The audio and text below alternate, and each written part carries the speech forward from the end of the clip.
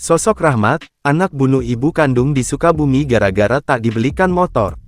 Kasus anak bunuh ibu kandung di Sukabumi lantaran diduga kesal karena tidak dibelikan motor tengah menjadi sorotan.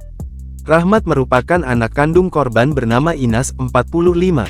Diketahui, mereka tinggal di Kampung Cilandak, Desa Sekarsari, Kecamatan Kalibunder, Kabupaten Sukabumi, Jawa Barat. Rahmat menghabisi ibu kandungnya pada Senin, tanggal 13 Mei tahun 2024. Kapolsek Kalibunder Ibtu Taufik Hadian, membenarkan peristiwa anak bunuh ibu kandung tersebut. Ia mengatakan, pihaknya telah mengamankan Rahmat di Mapolsek Kalibunder.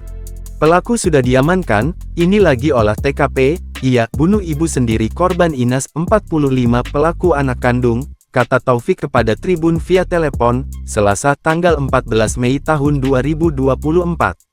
Keterangan sementara, Rahmat diduga membunuh ibunya menggunakan garpu tanah.